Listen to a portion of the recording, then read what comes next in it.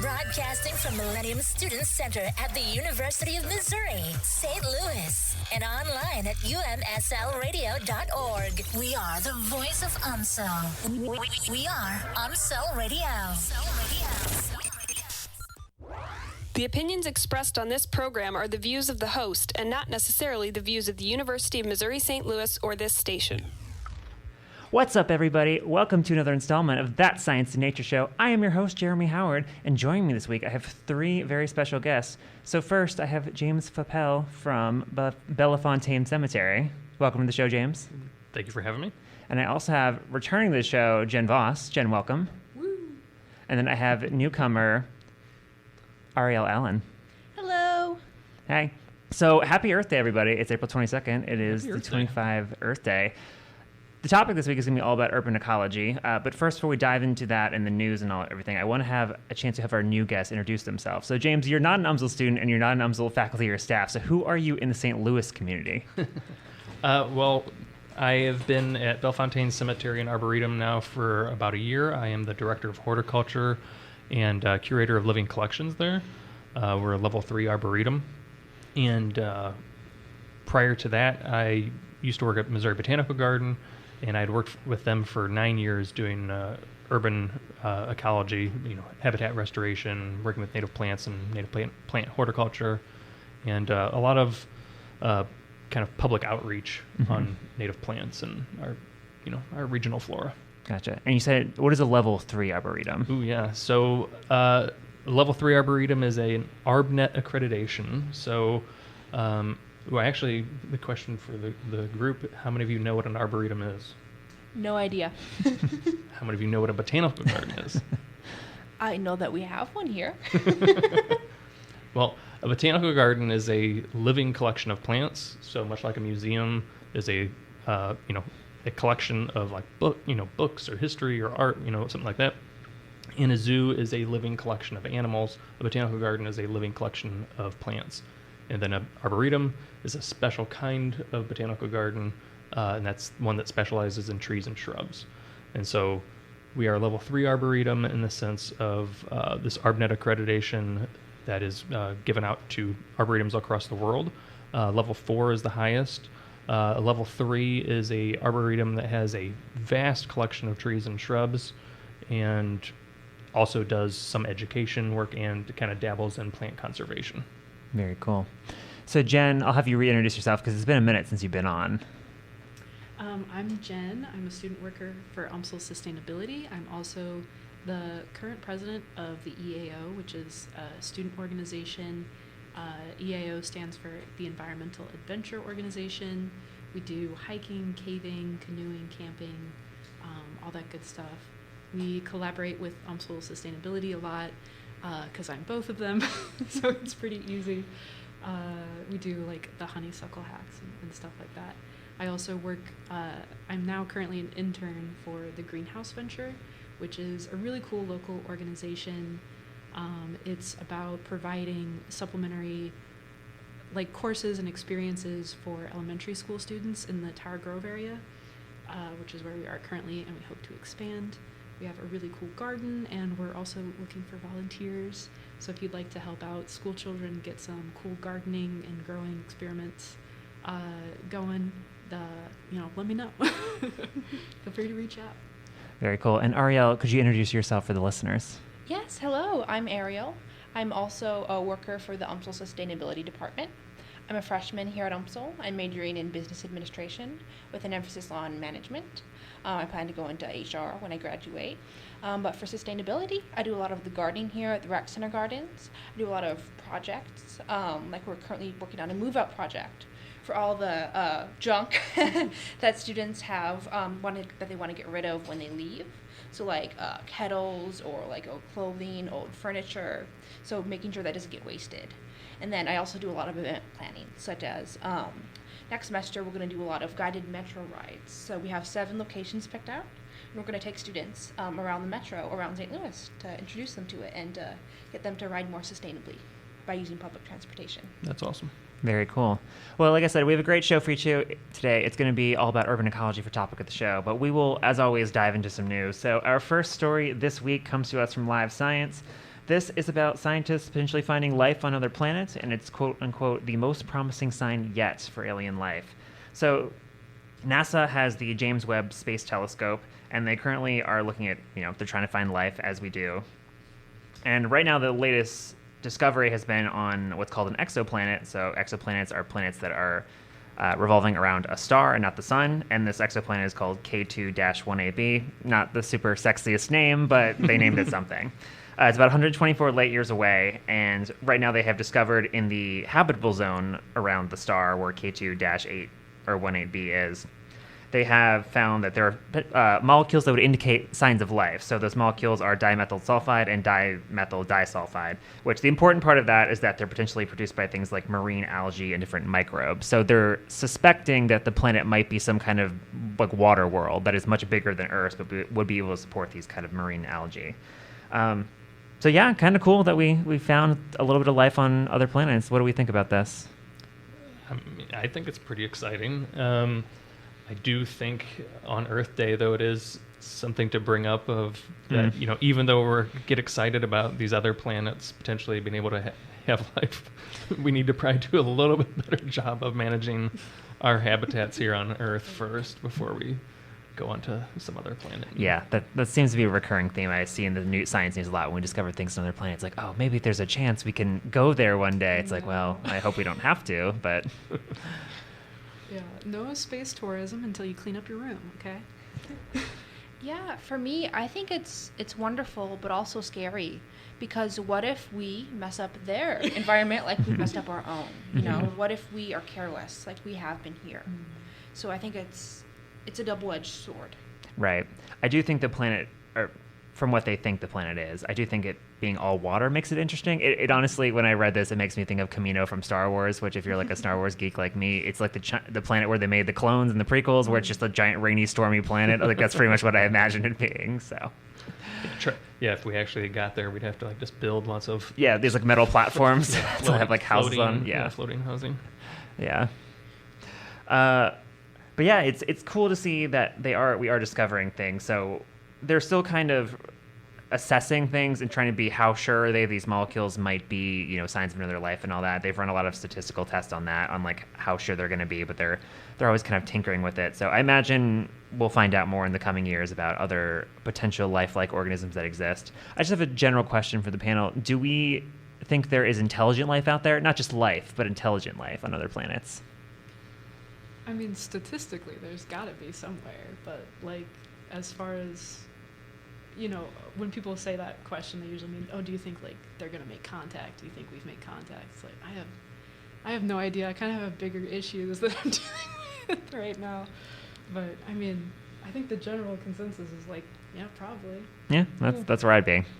I mean, I'm kind of excited by what's coming out of this research and the fact that it's like algae. Like in my mind, as a plant person, I imagine that there's probably plants on other planets. Oh, I'm sure. Like, the way that they evolved and like came about, plants make sense, whereas like animals evolutionarily don't make as much sense. Right. And so I'm kind of excited that maybe plant life has been discovered. Right. But plants do give rise to animals because plants or animals do need plants. So I'm hoping one thing leads to the other. But we'll move on to our next story. So this comes to us from Science Daily, and this is a study all about how nature-based activity can be an effective therapy for anxiety and depression, as researchers are currently investigating.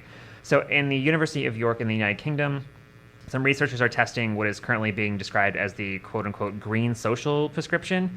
And the idea is that this would be where a doctor would prescribe some kind of community-based nature activities. So not just like go outside and have some sun, but do some activity in nature, but with other people. So they broke this down by having 220 participants who sort of did a before and after self-evaluation of their mental health overall. So of the 220 participants, they put them in one of a few different groups for the activity to do. And the activities were as such. There was the first one, which was horticultural and care farming. The second group was sports and exercise. The next one was outdoor mindfulness. And then, actually, yeah, those are the big 3 groups. There's just 3. I thought there was more. Anyway, the idea was they measured the before and after, and then the groups, or the individuals were also put into groups for how long the program would be. So some programs were 1 to 4 weeks, some were 5 to 8 weeks, and some were 9 to 12 weeks. And overall, generally speaking, everyone who participated in the program had an improvement in mental health. When they assessed themselves after the program and before the program, they did find improvements in both their mood and reduced levels of anxiety. The more interesting nuance of it are that if you were in a longer program, so a 9 to 12 week program, you had greater improvement, or people reported greater improvement.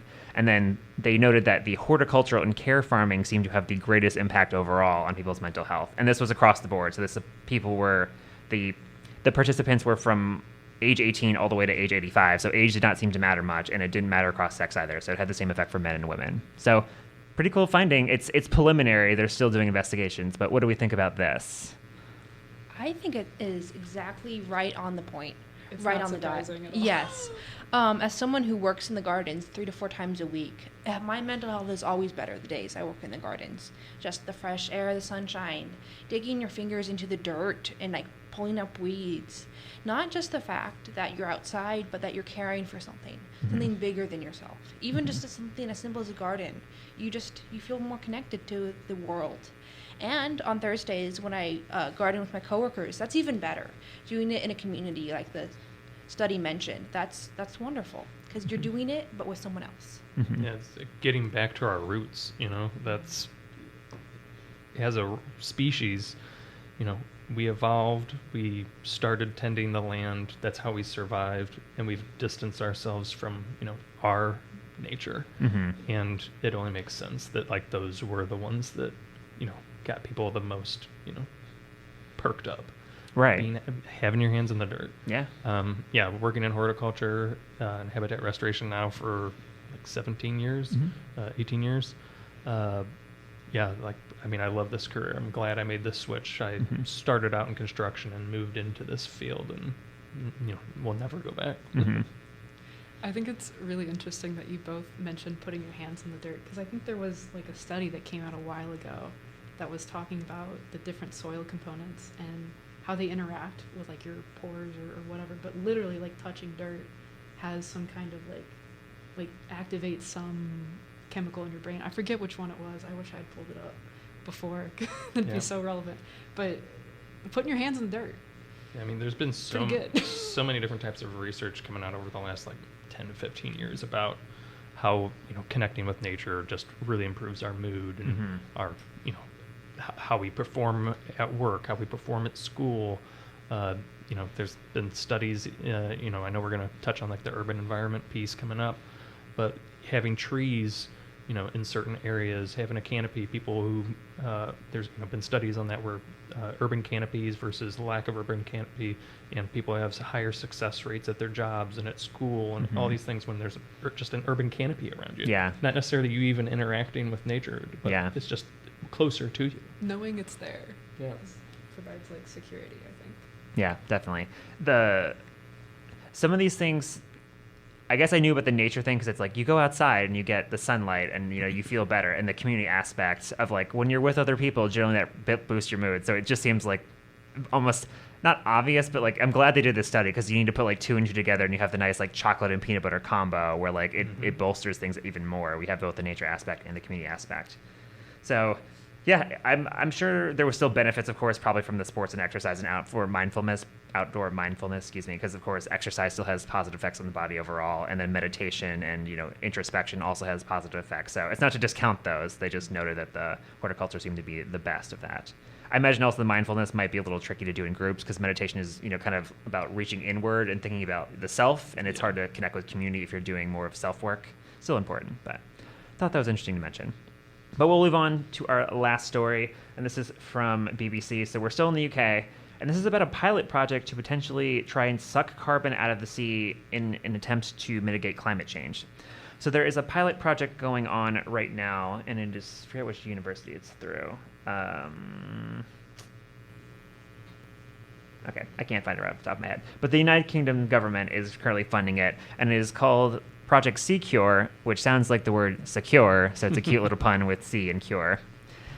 Anyway, but it's an initiative to try and fight climate change, and it's coming with this idea that one half of the coin for the climate change approach is to prevent greenhouse gases from being emitted and going into the atmosphere and warming up the planet. The other part of it is that we want to capture the carbon that has been released and take it out of the air or the ocean to lower it and get what's called net zero. So we're not getting more, or the carbon in the air is not increasing, it's staying at like a neutral level. And the idea is that Secure, as it is a carbon capture project, and it's pretty much a really complicated piping system.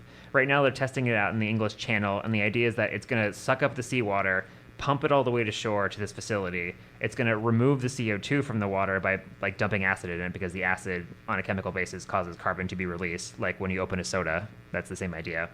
And then that carbon is going to be put in like storage containers, and then they're going to put some alkaline to reestablish the acidity levels, the appropriate acidity levels for the seawater, and then pump it back out into the ocean. And right now it's still in the pilot phase, but it does seem like it's having a bit of success. I'm trying to find the exact part where they mention how effective it is. It sounds like it's pretty minute though. But while I look that up, what are our initial thoughts on this? I mean, sorry to hear the hesitation. I hate always being the pessimist. But it's one of those things, again, like, before going off to another planet, like, let's take care of this place. Mm-hmm. And it's like, there's other ways that we can try and solve the problem. I mean, rather than Ariel were talking a lot about this, and we kind of concluded that, like, we trust the ocean to do it. Mm-hmm. I think the issue here is that we're, like, overloading this machine that already works just fine. So why are you messing with the machine instead of, working on not putting more stuff in it? Yeah, like solve the problem instead of putting, some kind of Band-Aid on. And I don't think, and that's the other side of the coin is like, I personally think that, it doesn't seem like we're pumping the brakes at all. It's just like, we're just going really straightforward towards, coming back from what's happening. And so maybe we do have to go with these kinds of solutions, but man, this thing, like, the work that they have to do just to get this little bit of carbon out, because I think it would say like just one plane flying over the Atlantic Ocean I found is like the paragraph all they've been able here. to remove. Yeah, at present, the amount of CO2 this pilot project is removing is tiny, at most 100 metric tons per year, which sounds like a lot, but they equate that to, that's less CO2 than a commercial plane emits flying across the Atlantic Ocean. So think of how many planes are currently flying in the air right now. Exactly. It's like this machine would have to be massive, or they'd have to just have these machines all over the place. And so then what's the environmental cost of creating these machines? Yeah, exactly. And I'm sure this is not cheap. Building a giant piping system underwater that can maintain the pressure of the ocean, and then like physically having all the energy to pump the water into this facility and get everything get out. The other thought I had was, so they're putting the CO2, at least my understanding from the article, they're putting the carbon in actual barrels, which means the barrels have to take up physical space. So then it's like it's almost like trash, but it's still there. We have to put it somewhere. Yeah. Yep. So I'm not sure what the plan is for that. So yeah, because what was it? Coconut? I think they were using like coconut to store the carbon. It's like, okay, so now you're having to. I mean, to their credit, they say in the article, I think they word it specifically like this project is to find out if it will be worth it. And right. I think we're all kind of thinking that they will find out it is not. Yeah, I think the only thing we should be sucking out of the ocean is trash. The rest of it, leave the ocean alone. Don't put anything in, don't put anything back, just let it be. Yeah, it is a pilot project, so I guess the UK government, after a certain amount of time, will do an assessment of if it is worth to continue this venture or not, or potentially, adapt this technology for some other purpose. So we'll have to see. But that's going to wrap up the news. We're going to take a short break, and we will be right back with topic of the show on urban ecology. Stay tuned. Hey Tritons, the UMSL Biology Department is hosting the Midwest Ecology and Evolution Conference on Friday, April 25th through Sunday, April 27th. This conference showcases undergraduate and graduate student ecology and evolution research. The conference will also feature research presentations, workshops, and field trips to the St. Louis Zoo, Missouri Botanical Garden, and Forest Park, along with time to socialize and network. To register and find out more information, follow MEEC on Instagram at MEEC@UMSL or on the UMSL Biology Department webpage. We hope to see you there.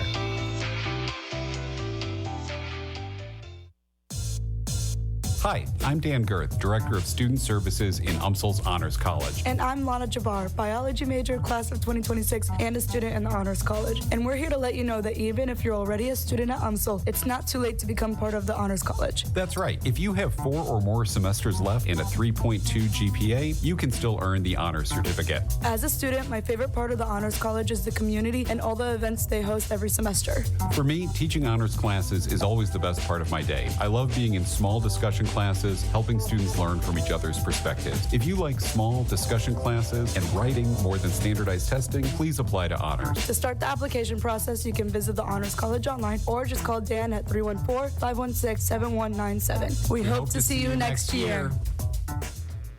And we're back. And now it's time for Topic of the Show. This week I have James, Ariel, and Jenn with me to talk all about urban ecology.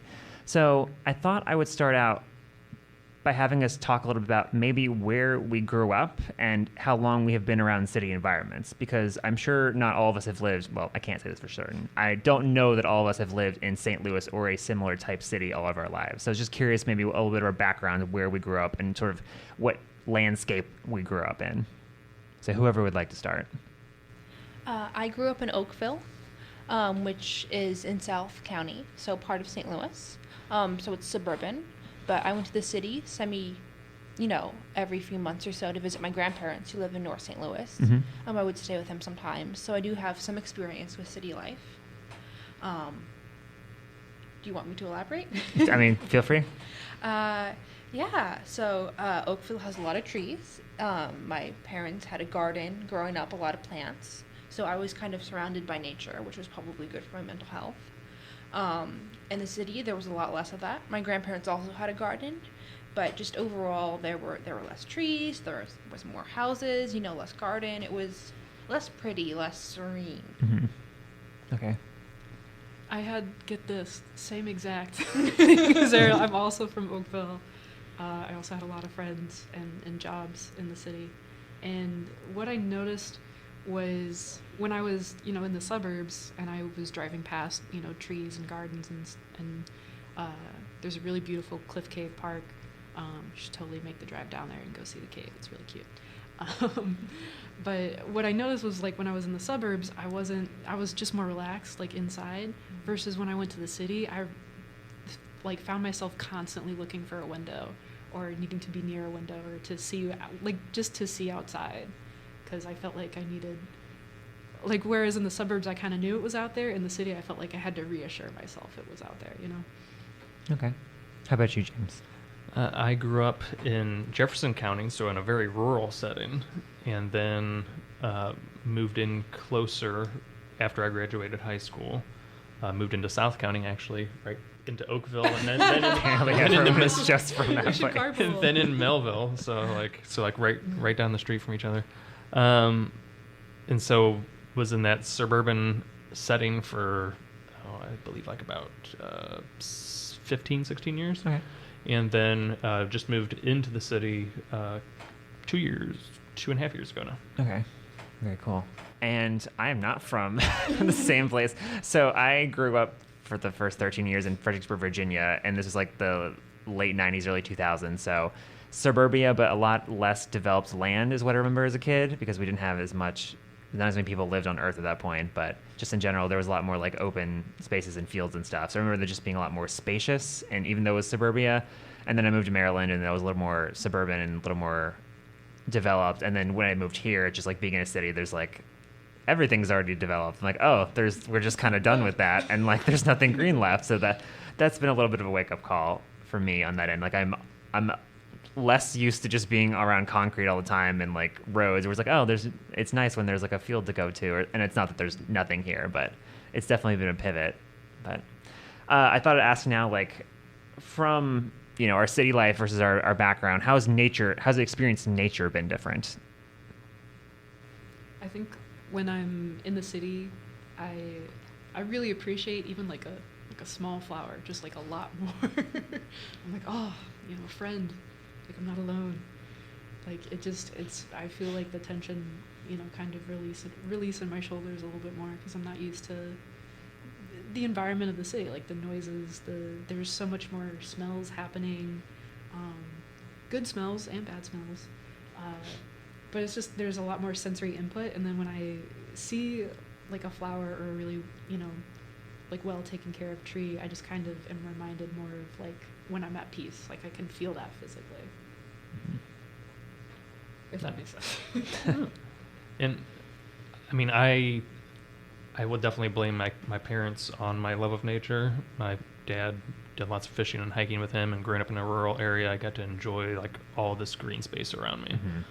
And then moving out onto my own into the county was a pretty big, jolt in the nature department, mm-hmm. where I was, having to find more green spaces. And that was at the same time where I was transitioning into this job. Actually, now I'm thinking about it, maybe that was a little piece of that.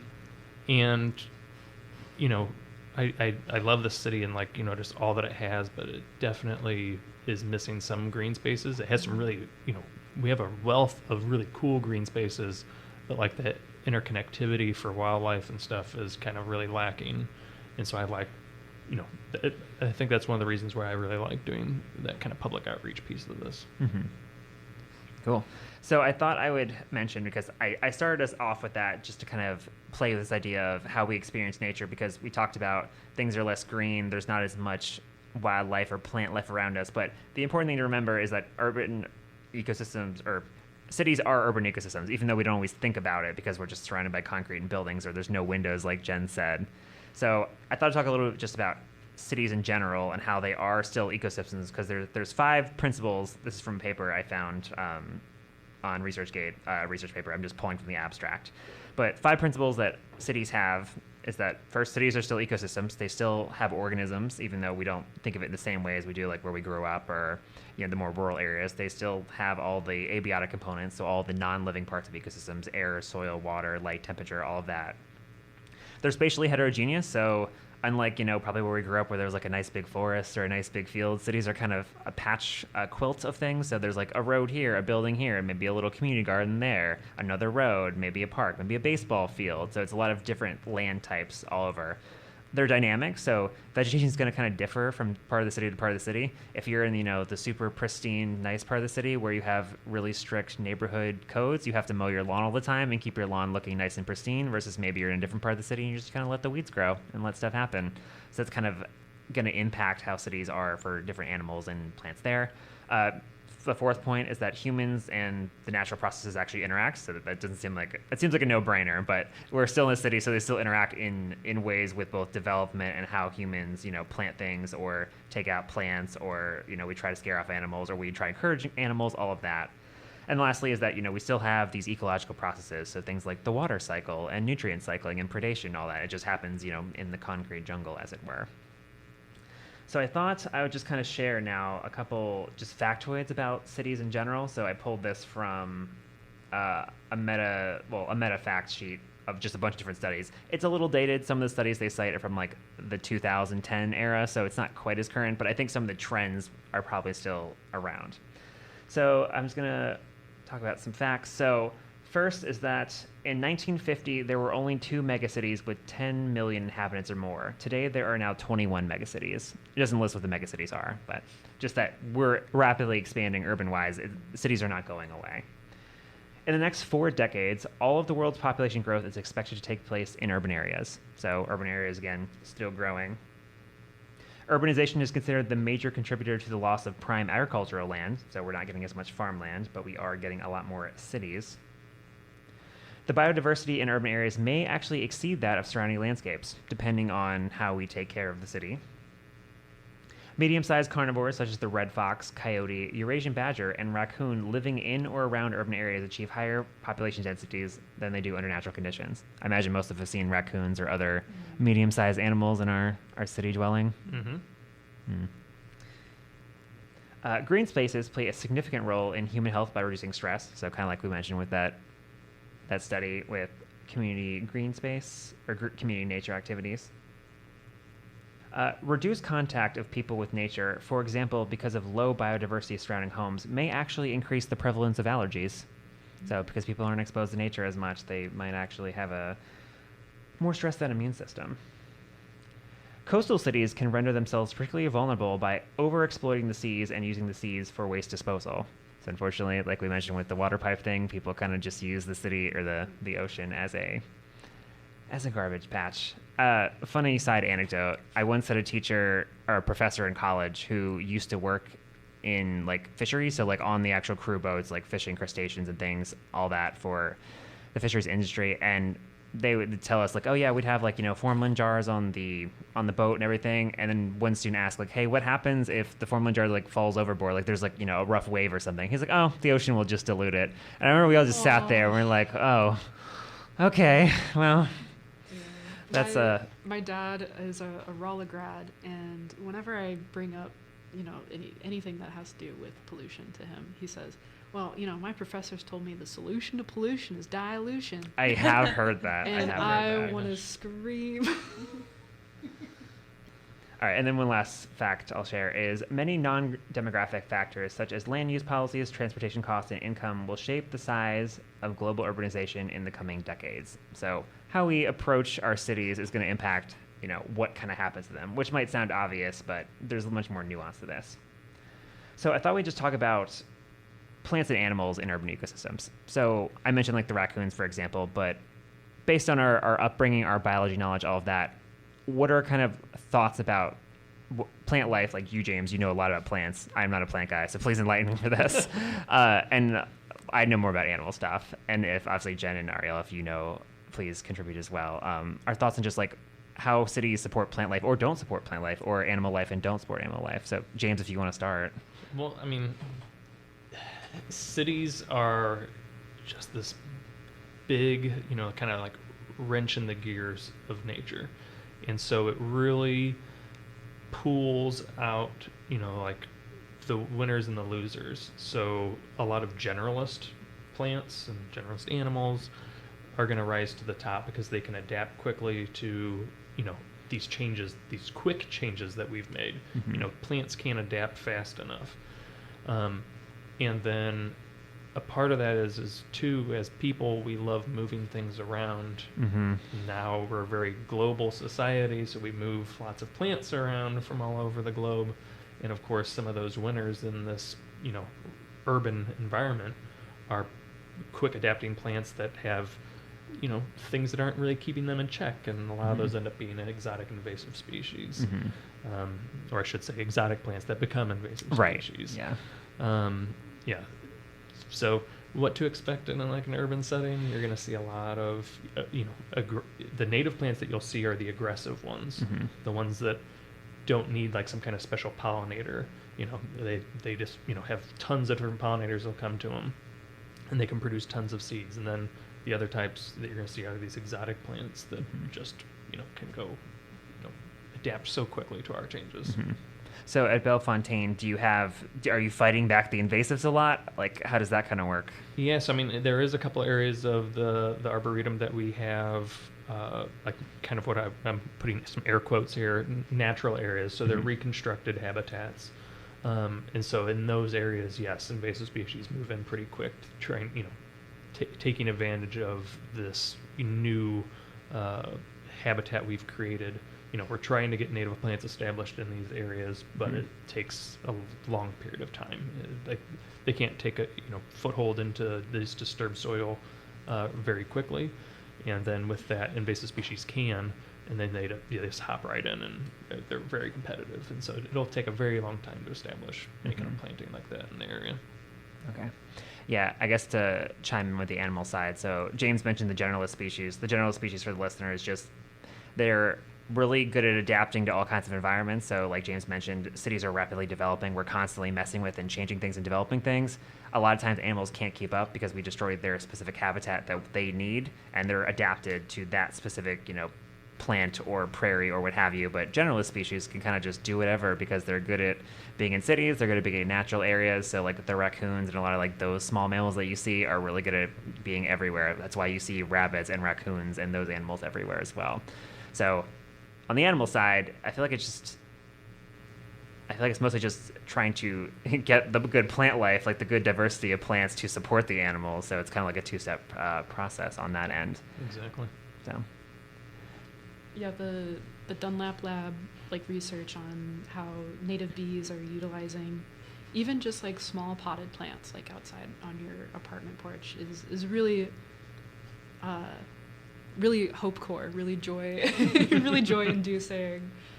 Really makes me feel better about my life choices. But it really just goes to show that like perceptions of, I mean, as somebody who's been doing events and like hosting the general public for 3 years. Or was that a shudder because of the 3 years of the general public? No, because of the general public. Okay. It's, well, because you never know who's going to show up. I love all volunteers. I love everyone who gives their time. I'm not dissing you. You're amazing and I love you. But sometimes people have really interesting opinions on what sustainability is. Not to diss. We're all here to learn. Very cool. Very, very accepting. But also, maybe chill out. I can't solve every problem. I'm just a student worker. But a lot of people have these perceptions of almost every time somebody will say something like, oh, these buildings are horrible, like cities should just disappear, I wish we could all live in cottages, which is real nice if you're a cottagecore girly, but like the built environment maybe can be a new part of, you know, our ecosystem. Like, yes, it is currently a wrench, but maybe we can design a new way for it to flow together. Like, get rid of the perception that inside is inside and outside is outside. Like, you're still breathing the outside air, girl. Like, I don't know where you think it comes from, but... Yeah, like Jeremy said, you know, like the population is just going to keep on growing. Like, sticking your head in the sand and, you know, pretending that cities are going to go away somehow, that's not realistic. Yeah. And so, just trying to make the best of the situation, plan better, lots of, you know, sustainability planning. Whatever is going to work in the future is going to be something entirely new. I'm definitely a solar punk person. Definitely, you should be looking into solar punk if you want to have, you know, like, to help you visualize maybe what the future is. I think that helps a lot for me. Yeah, and I think we definitely need cities, right? Because that's where innovation happens. It's a right? community. It is, and it's community. However, I do agree, we do need to find a way to balance that with the rest of the world, because we're not the only creatures living here. Yeah. So there does need to be something. We need to do something. I'm not sure what it is. Something new. Because... as Jeremy mentioned, all the stray animals, like, you see so many stray cats, and as a cat person, that's just depressing. Yeah, you want to spay and neuter, girl. Yes. Spay and neuter, girl. So there needs to be some way to get them, because the conditions can be horrible for them, especially in the winter. Where do they go? There's nowhere, you know? So it's not meant for them, I don't think. So there needs to be something. And then as for plants, we need more plants in the city. I'm a big garden person. I think we need it here at UMSL, and I think cities need it too. Just have a cute little potted plant. You're doing your part. Like, I think even in apartments, like having like outdoor like patios, you know, and like having not patios, what's it called? The not porch. Decks. Those small decks. Yes, having small decks, having plants there, because again, they're good for the planet and they're good for us too. Like in the study earlier, our mental health, it's vital. Yeah, I think there's one that's like just looking at a plant can help calm you down or something. You know, like there's those BuzzFeed articles where it's like, oh, just looking at a fish swimming for 3 seconds can decrease your, you know, whatever. Yeah. You know, plants can do that too. They can. Yes. It's a good plug for the plant sale when the biology graduate students do that later. So that'll be in a few weeks also, but I'll plug that later. But Ariel brought up the idea of, we need cities. We can't just not have cities. Yeah. We're not going to go back to living in cottages like Jenn's community member who came up and grilled her said. Lovely person.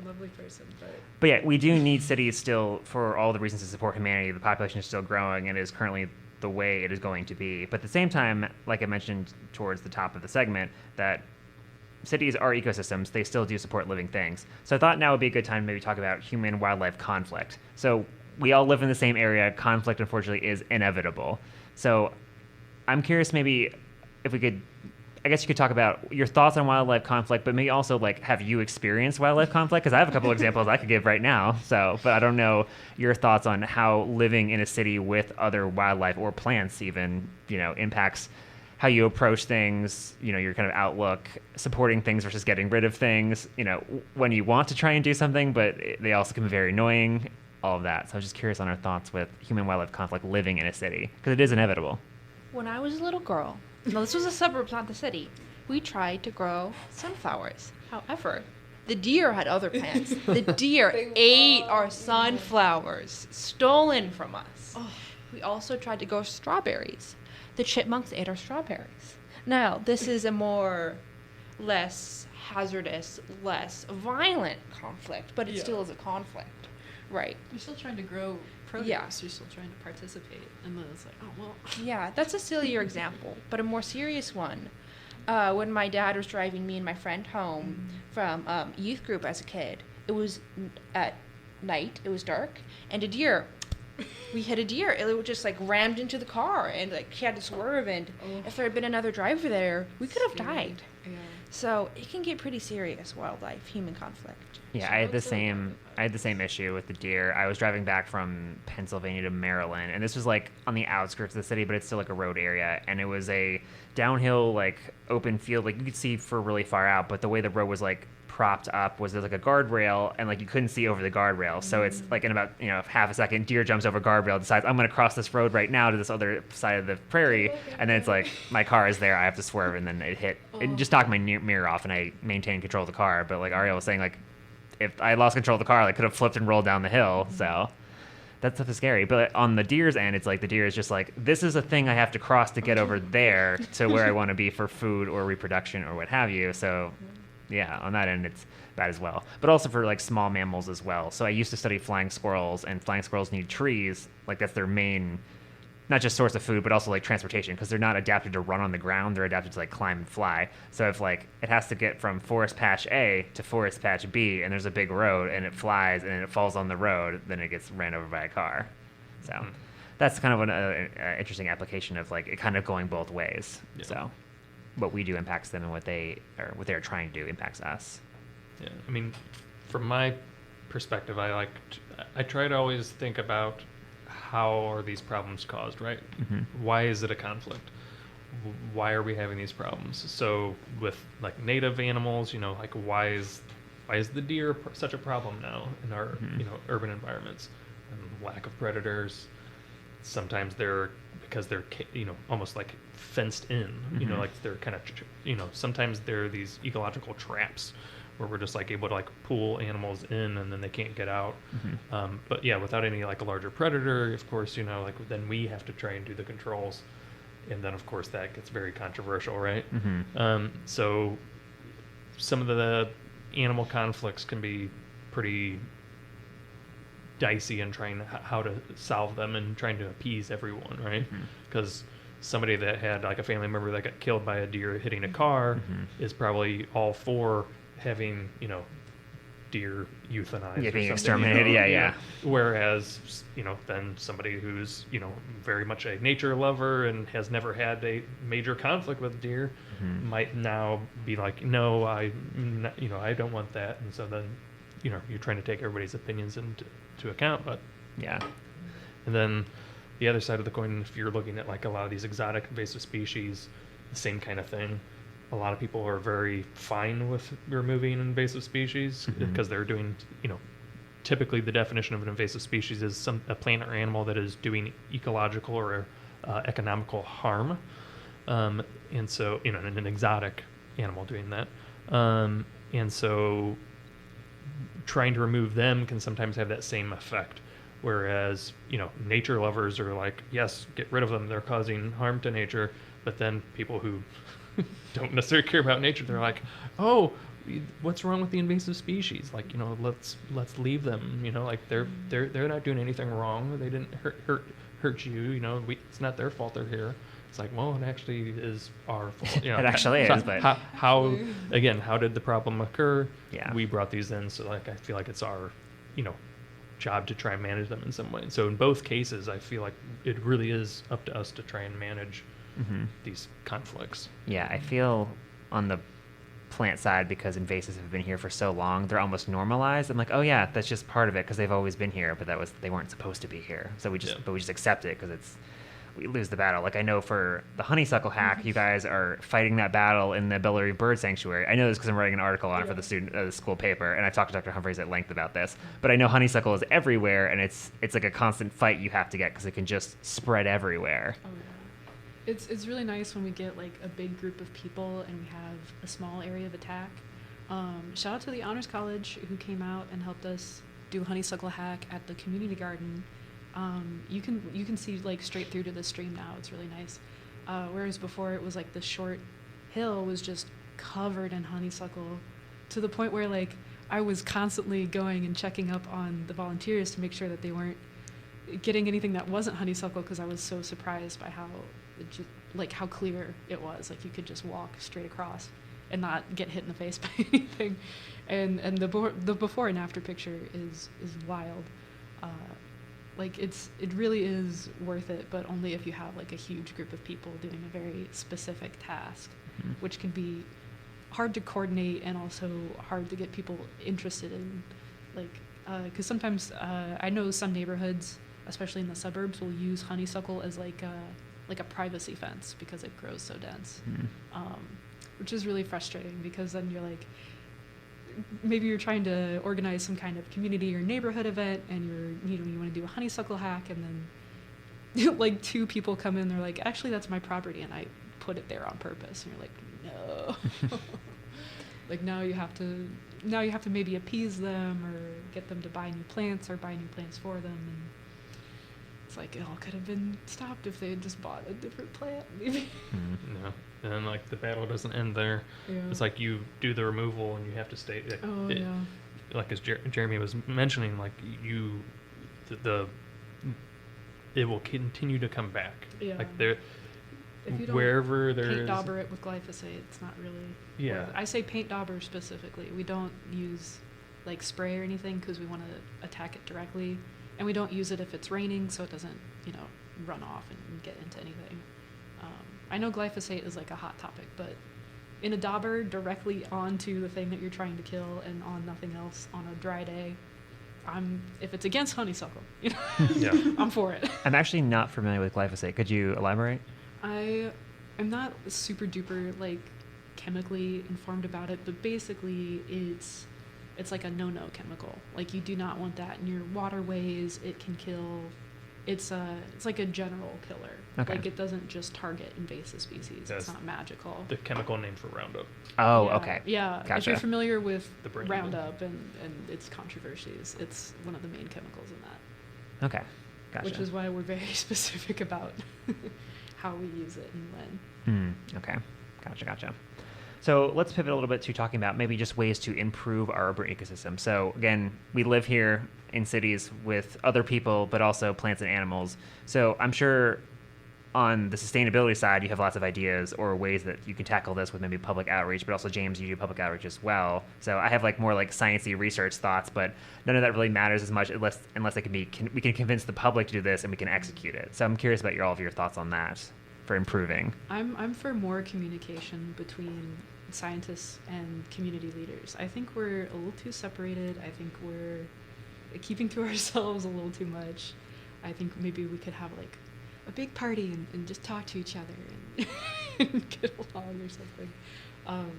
Because it's really interesting to be talking to community leaders who are either informed or informed by somebody else, and then all of a sudden you come in and it's like, no, actually, like just yesterday they published a paper, saying that that's not the case anymore. Or you talk to somebody who's been doing it for 20 years and they haven't kept up with recent research at all, and they're just spraying glyphosate everywhere, and you're like, maybe I'll have a conversation with you real quick.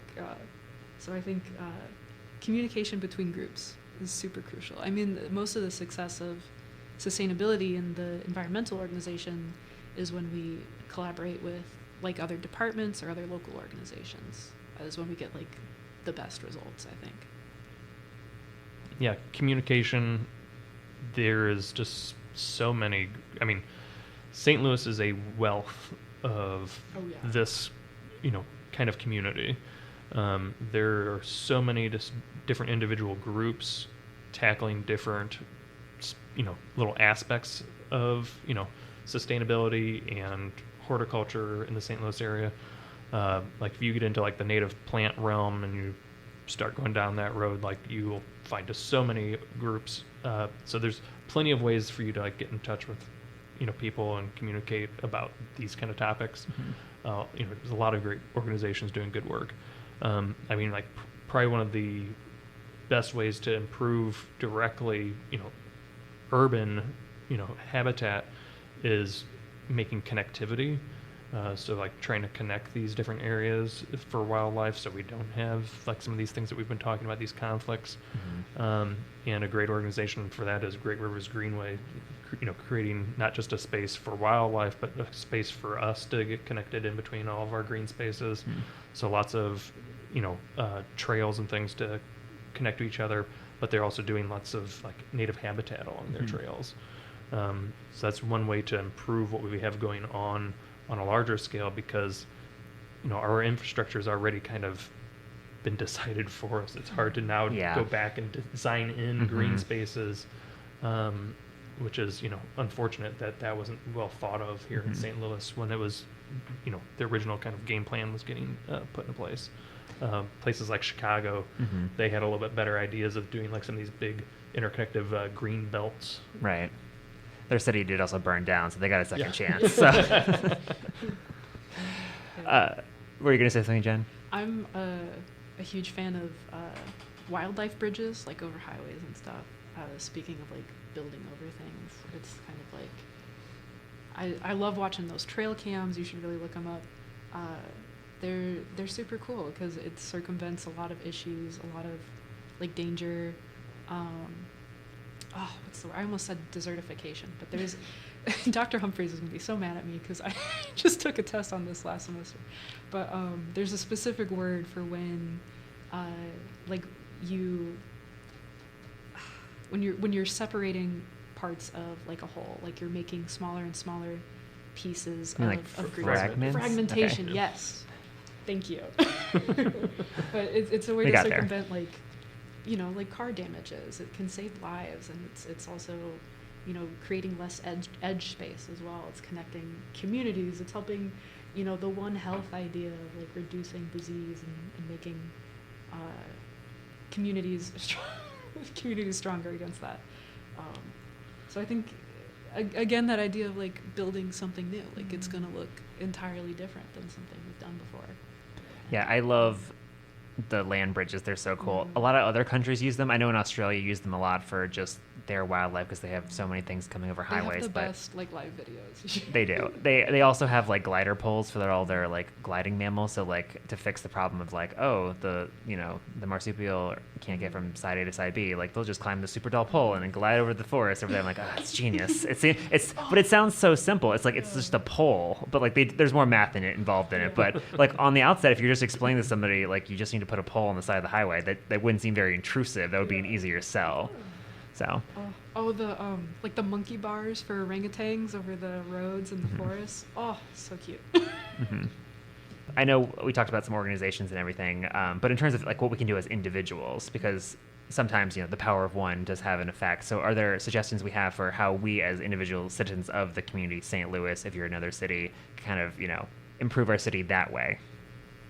My best advice for people looking to take individual action is to immediately not do that and join a group. Okay, fair enough. I guarantee you there's like some either online, statewide, local, like countrywide, there's something out there for any little specific thing that you're like super duper interested in. There's probably some organization of at least like 5 people who are posting about it on their Facebook page. And like scientists know what to do, they know how to do it, we just gotta get on board. So if you're looking to take individual action, you don't have to figure it out on your own. You don't have to feel like you're alone. You don't have to feel like you're up against all these big corporations. You can just join the team. We're recruiting, we want you there. We're super friendly.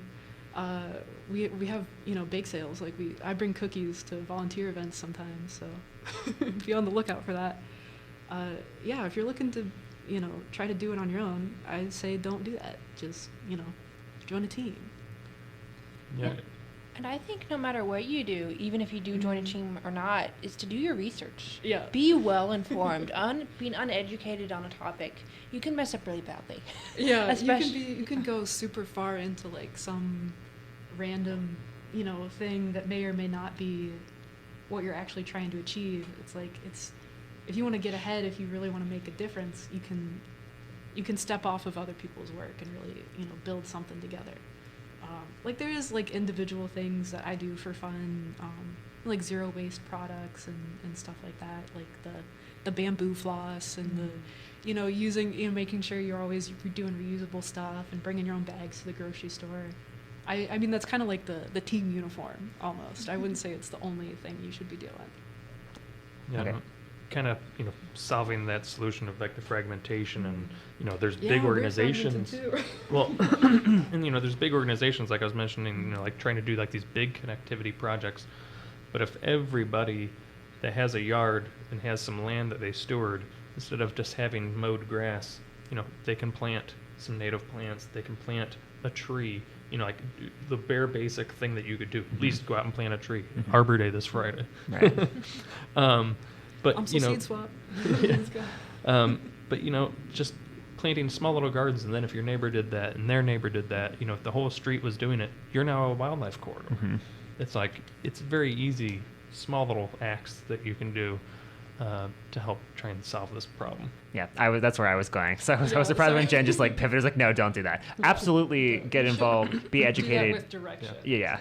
No, absolutely, definitely get involved in local chapters of different environmental organizations because they do a lot of great work. Yeah, I was going the avenue with James was like, you can like literally just plant stuff in your yard and you're already helping an urban ecosystem because more green spaces is good because usually urban ecosystems are mostly concrete and impervious surfaces, things that animals can't use. Particularly, I now research bumblebees, so I do a lot of like pollinator work, and I know the value of just like letting your plants grow. And if you're in a really stringent neighborhood area where like you have to have mowed lawns, then plant a pollinator garden because then you just have a garden and no one's gonna battle you on that because it looks nice for the neighborhood, but it also serves a functional purpose as well. Exactly. So. And one of those local chapters to like learn if you're interested in like just doing a little bit of native landscaping. Wild Ones St. Louis, it's an organization for people who are just homeowners wanting to garden with native plants. They meet monthly, and you can go see other people's yards. It's pretty fun organization. And it's a great community. People want to have you there, and they want to have more people learn about what they do to make things better. Because, like I mentioned, so urban ecosystems are not going anywhere. We will be with the wildlife in the concrete jungle forever. So, like this is your home. This is your house. This is your air, your water. You don't put your trash in your cupboard. So it might help to think about it that way. All right, well, that's going to wrap up topic of the show. We will take another short break, and then we'll be back with Outside of Science. Stay tuned. The UMSL Pre-Med Society is a student organization to help all pre-medical students explore their future endeavors. We host events all semester for students to indulge in the knowledge of medicine. Plenty of events are available for students to attend and familiarize themselves with their future career path, such as blood drives, spokespersons, speaking with medical students or residents, and more. The UMSL Pre-Med Society would help pre-med students at UMSL to explore their dream and engage with other individuals within the same field. Search Pre-Med Society on Try and Connect for more information.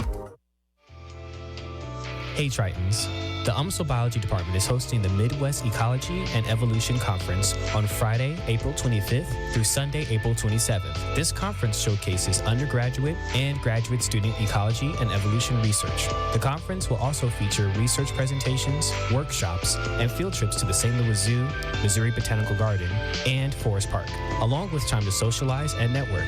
To register and find out more information, follow MEEC on Instagram at MEEC@UMSL or on the UMSL Biology Department webpage. We hope to see you there. Welcome back, and now it is time for Outside of Science, that part of the show where we talk about things, you guessed it, outside of science to prove, in fact, that we are not robots that work and do research 24/7. So this is part of the show where we talk about stuff that we do in our personal lives that we want to share. So would anyone like to go first, what they've been up to in the last month or so? It's getting warmer. I've got one. So at UMSL, we have the Rec and Wellness Center Garden Work Days. Okay. So I am out there every Wednesday from 8 to 10:30 a.m. gardening, doing weeding. It's when the air is cooler. It's kind of early to get up, but it is worth it. Yeah, didn't you say you're a freshman? You're getting up that early? Yes, Wow, sir. I'm impressed. I am committed. So if you want to be committed too, come join us. And then on Thursdays, we have our community garden work days. That's over by the parking garage by Oak Hall in the nursing building. So that is Thursdays from 8 to 10. Although I think we are also maybe expanding our hours to 12 p.m. So anytime between like 8 and 12 p.m., there should be someone there. Okay. So. Yeah, we also have a movie night coming up in the Gender Studies Lounge. We're going to be watching Fern Gully. I don't know if you've heard of it.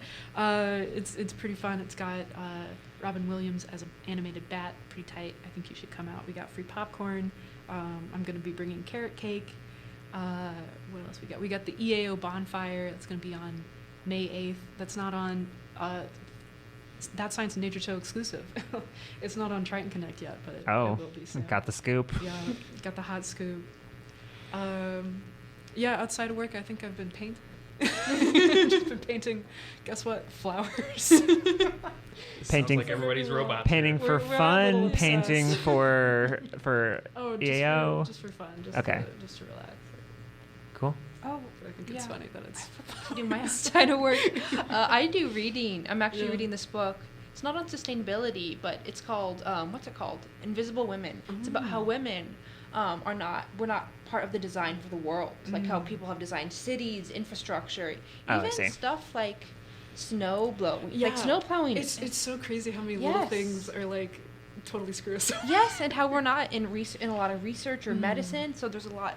It's about the gap in that, and it's again not intentional. People didn't intentionally design the world this way. It's just for so long it's been a lot of men in control. So that's why. Yeah. So it's about that. So I think it's a great book. It's called Invisible Women. I highly recommend you check it out. Who is the author? I do not remember. Do you remember what the cover looks like so people can spot it? Yes, it's got it's rows of like, the people on the bathroom doors. It's like that. It's like those. Okay. Yeah. It's got, I think I've seen yes, that. Every other one is black, and then the other one is like this white. But you can only see it if like you hold up the cover to a certain light because they're invisible women. So those ones are the women, and like the other ones are the men. That's so cool. Yes. I love a little gimmick of the design. Okay. It's getting to that point in the semester where it's hard to do fun things, but the one fun thing I did, or interesting thing I should say I did in the last 2 weeks, was the Curiosity and Oddities Expo came to the convention center in St. Louis. They're like touring all around America since like February, and they'll be going into like November, I think. But yeah, they were here in St. Louis like 2 weekends ago, and I went with another grad student, and it was interesting. It is what I would describe as a hodgepodge of biology with like taxidermy stuff mixed with like gothic punk horror stuff. So there's a lot of like vendors selling things. They're like, on the biology side, they have like, like lots of deer bones and skulls and like, different specimens in jars. It's just like, oh yeah, I'm a biologist. This isn't that like weird or creepy or anything. I'm like, oh yeah, that's cool. I know what that species is or know what that is.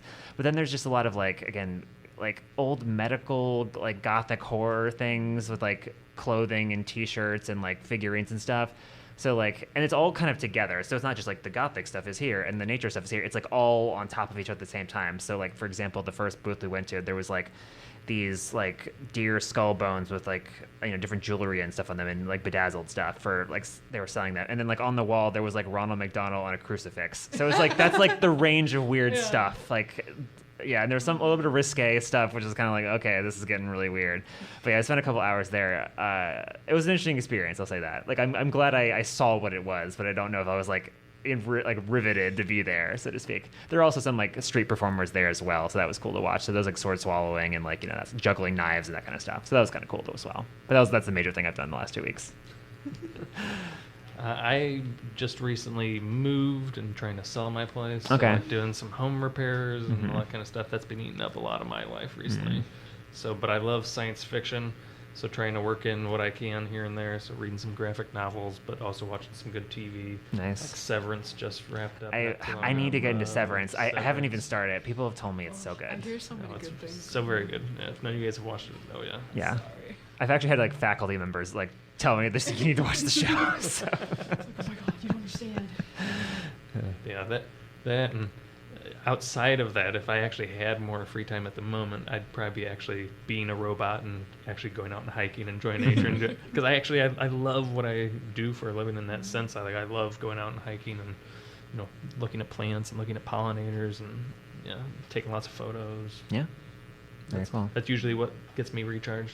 Oh yeah, absolutely. I'm looking forward to like when summer hits and like I can do more like, outdoorsy hiking stuff when the semester's finally over. But yeah, right now it's like we're kind of in crunch to like the last couple of weeks till we finish off things. But yeah, any last thoughts we want to share for Outside of Science before we wrap up the show? Well, it sounds like you need a nature space here at UMSL, and not just gardens. Yes. It sounds like if you're stuck here for the whole semester and it's hard to get away, you need some kind of big nature space here. I know you have at least like a little reconstructed prairie here, right?